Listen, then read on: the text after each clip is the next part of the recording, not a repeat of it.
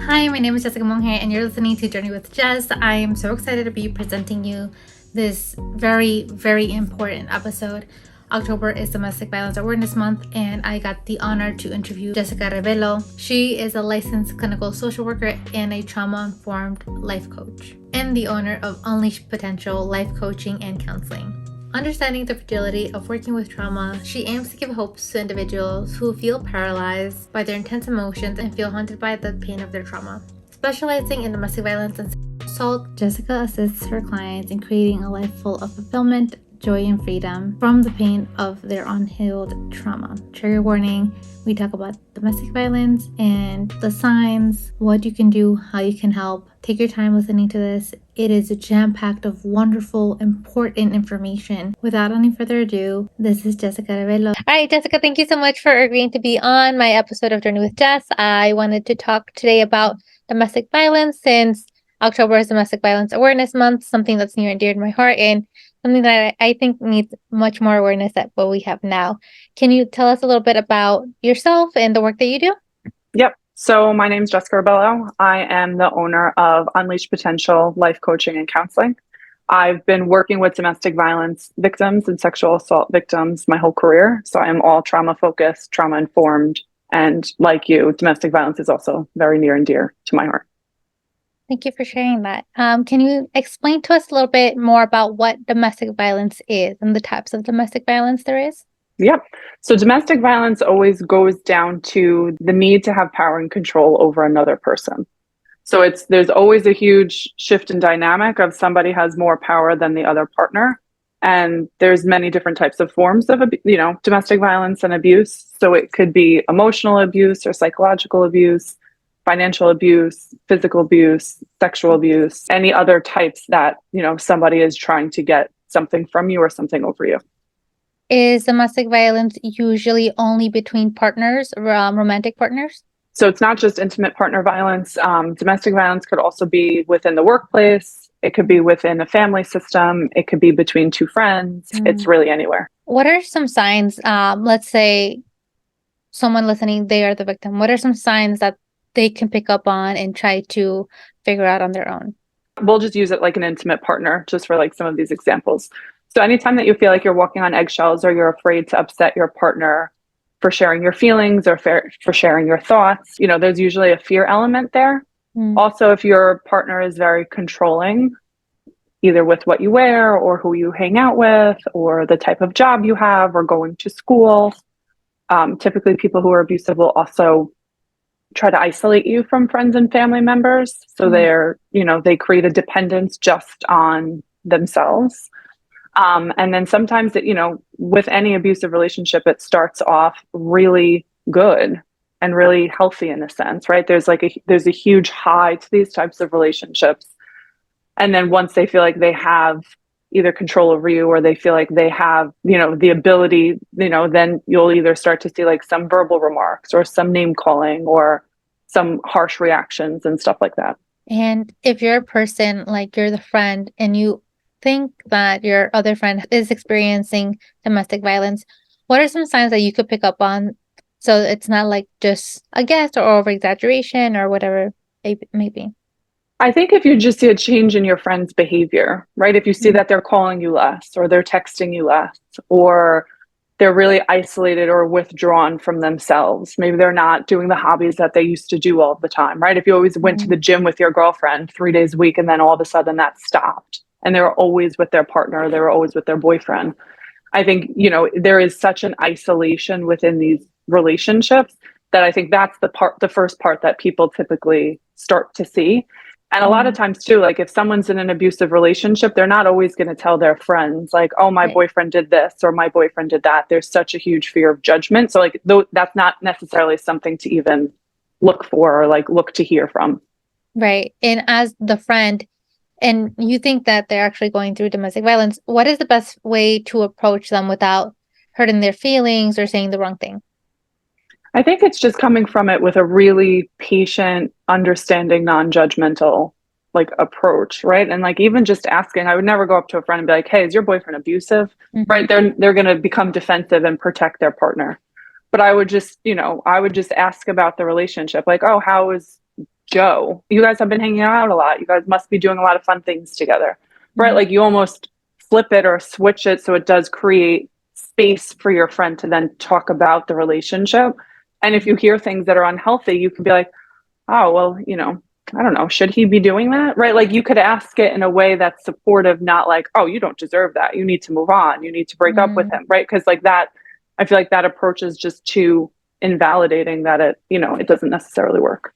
Those are amazing tips. I guess another thing would be, I understand that victims of domestic violence usually go back with the partner and stuff. And for friends or family, that could be stressful. What are some things that you would say to a friend that is constantly going through that but they want to support? What would I say to the family member Yeah, or to the like or the when friend. they or the whomever when they see Yeah, that somebody that they care about keeps going back to yeah, their abuser? I would try to just educate them, like statistically it takes someone 9 times to leave. So it's not like it's easy to leave these relationships, and I think some people, I definitely know some people in society as a whole, right? Like we always hear in the media like, oh, why doesn't she just leave? right. Right? And there's so much that goes into leaving. It's not just as simple as ending, a healthy relationship or even just an unhealthy relationship where abuse is not involved.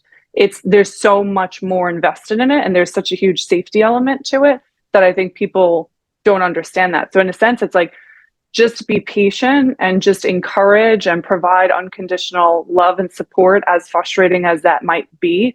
But I think a victim needs to see that they have a support network they could rely on in the bad times as well as the good times in order to even get to that space.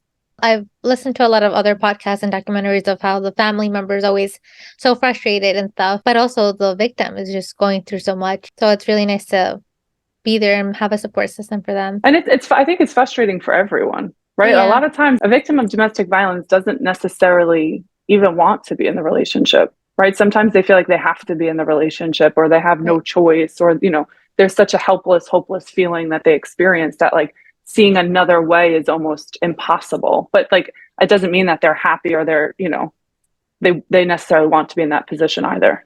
Oh, absolutely. Yeah. Like it could be the financial issue or like home that you can't leave because that's their only place where they have roof over their head or food or whatever. Maybe they stay for the kids. I've Oh seen a lot yeah. of that as well. Can you talk a little bit more about domestic violence in men and how Hmm. they experience it? Because I'm not sure. I think it might be a little bit different than how women Yep. experience it. So, and I'll just like throw in others. I love statistics on this stuff because I feel like people actually get like the full picture on that. So, statistically, like 1 in 4 women and it's 1 in 7 men experience Mm, abusive relationships.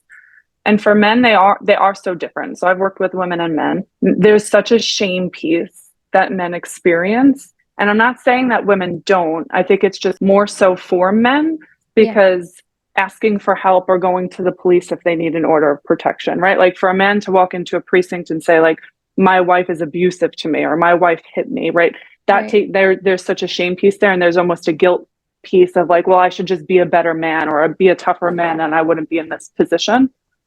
I think men also are natural protectors, right? So Mhm. they want to protect their partner more so and not necessarily be honest, and like those feelings and like vulnerability of just like showing up to the world of like I'm a victim. I think that's really really challenging for them. Would you support a man differently than a woman in this scenario? A little, it's just a different approach that I use. There's obviously fragility in men or women. I think for men it's just more patience. I can't be as hard on them, right? Like I almost try to take the emotions out of it and just make it very matter of fact Mm, of labeling behaviors or labeling things that have happened in the relationship for them to see, right? Like men are also more matter of fact than women. Women are a little bit more emotional. So like men will kind of back up from the emotional side of it. But if it's more matter of fact, I think they're able to see it a little bit clearer and connect to that part a little bit more. What are some resources that DV victims or family members can reach out to?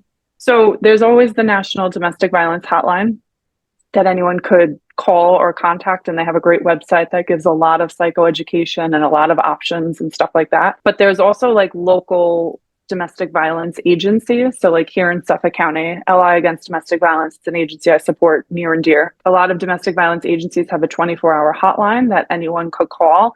If you're a victim or even if you are a family member of someone who's a victim, just to get support or to get options or to hear what options that are out there. Domestic violence agencies also provide counseling. They provide advocacy services. They provide, they have precinct advocates if you needed to go file a police report or get an order of protection.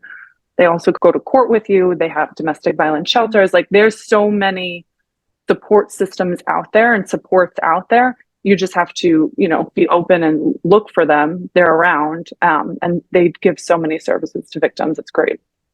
Awesome. Thank you. So I think we went through all my questions really fast. You can elaborate more on whatever you want to talk about, or if there's some things that we missed, this is a great chance to do that. Okay, great. So I think my main message when it comes to domestic violence, and especially it being Domestic Violence Awareness Month, is just that people are a little bit aware of what some of these relationships look like, right? Like what are red flags? And I know we touched base on a lot of them in the beginning of this, but if you see that your partner is doing, controlling behaviors to you or limiting you from doing the things that you love or limiting you from going to school or going to work and stuff like that, just to kind of assess your relationship and see what exactly is going on. And if it is going down, that slippery slope. I think too, sometimes that kind of throws people off is like every time that there's, say, like an incident that happens within a relationship, like there's a cycle with that, right? They call it the cycle of violence. So like the cycle of violence is, there's tension that goes on and then it goes into an explosion phase. And then after the explosion phase, it goes back up to a honeymoon phase. And the honeymoon phase feels really good, right? That's like the good parts of the relationship that a lot of victims hold on to because it mimics what it mimicked in the beginning of the relationship. And it kind of gives hope back into the relationship that it will change and it will get better and so on and so forth. And I think at least a lot of clients that I've worked with, like they get stuck with that part because it's not bad all the time, right? There's so many moments of good, and that's dopamine, right? That dopamine feels good and we hang on to that. Absolutely. Triggered a memory when we were talking about in the beginning, the financial abuse aspect of DV. Can you talk a little bit more about how that looks? Because I don't think anybody really knows a lot about that. Yeah, no, absolutely. And I agree. I don't think a lot of people even consider sometimes financial abuse as being abusive. So financial abuse could look differently for a lot of relationships, right? So one of it could be like the victim can't get a job, or they could only get a part-time job. Like, the abuser will make it that financially the victim can't sustain living on their own, that there's a dependence on their abuser and there's a dependence that they have to rely on them for finances. So employment is definitely one of them, but it also could include like going to school, right? Like preventing them from going to school or completing school so then they can't actually get the career or the job that they are looking for. Something else with financial abuse, especially when children are involved, that, if you're a stay-at-home mom and you have 4 children, it's really challenging to leave an abusive relationship. Yeah.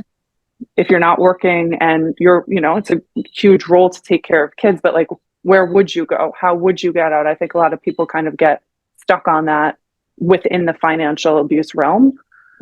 Another side of financial abuse, though, could be the very opposite of that, of say the victim has a great job and she works or he works really, really hard at that. But then the person who's the abuser, abusive, like they take all of the finances from the victim, right? So like it could also be switched on that side and look a little bit like that.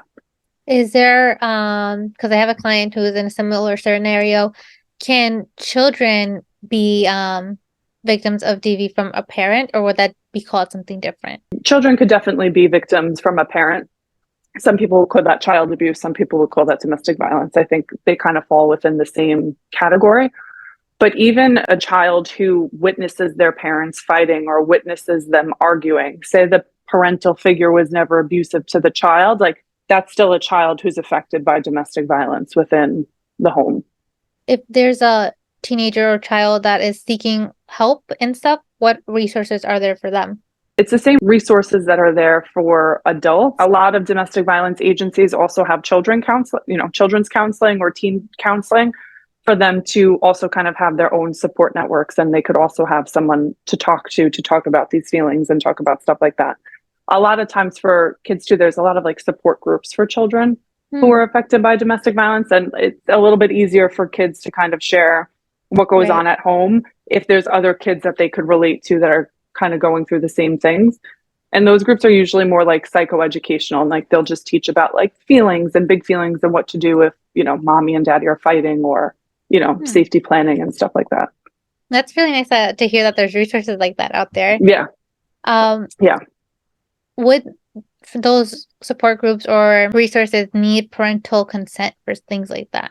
They need one parent's consent. Mm, So they don't need like, obviously, like an abuser can't go to a domestic right. violence agency and access services.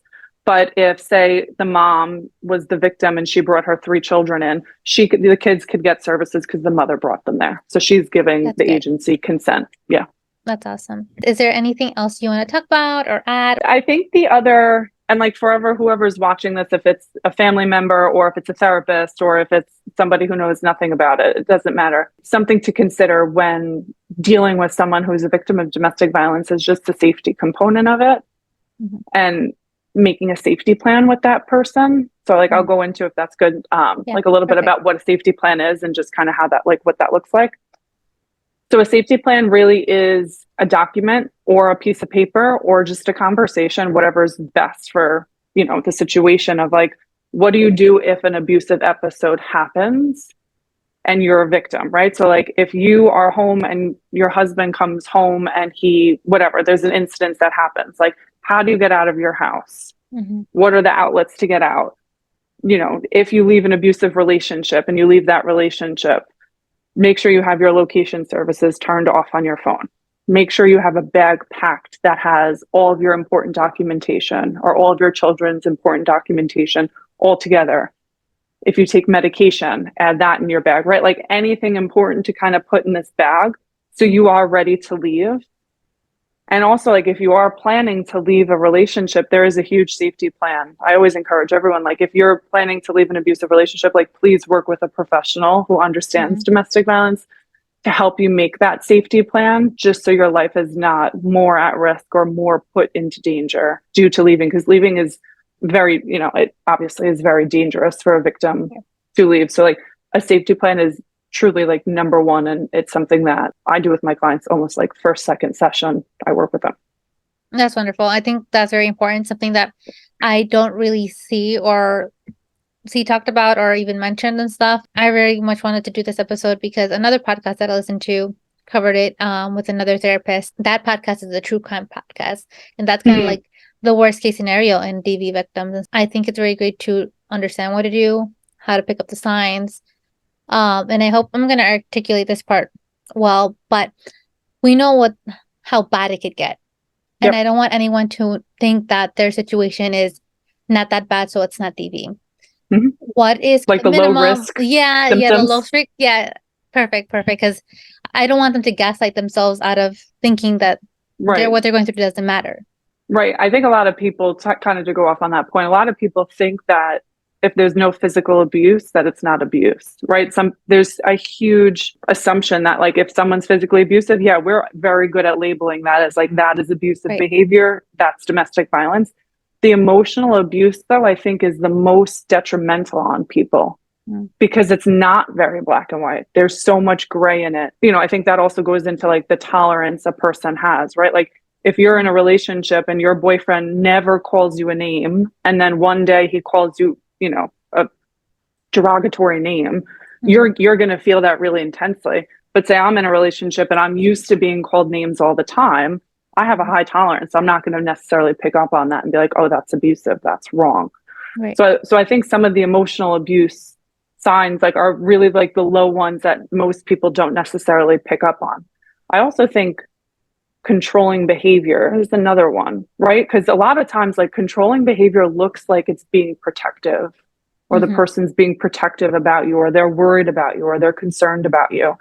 That we don't necessarily look at that as like that's a negative thing. It's like, oh my God, no, he doesn't want me hanging out with Emily because Emily drinks a lot. He doesn't want to put me in those types of positions, so I should just not be friends with Emily. It feels so good, and people who are abusive typically are very good at manipulating and very good at like manipulating and gaslighting their point or their way.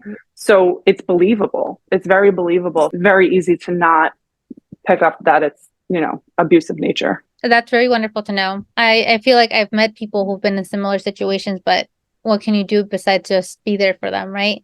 Mhm. Is there anything else you would want to add? Something that you think is important? Anything at all? I mean, I think there's a thousand things. Hold on, Yeah, let me think. yeah. I really like this. The safety component is it, and I think anyone who shares with you that they think their partner is abusive or they think that they're in an unhealthy relationship, just try to be really non-judgmental and open-minded to what they're saying, because I think our as humans, our natural instinct is to protect people we care about. That we could come off really harsh, or we could come off, like you have to leave, you have to do this, you have to do that. Right.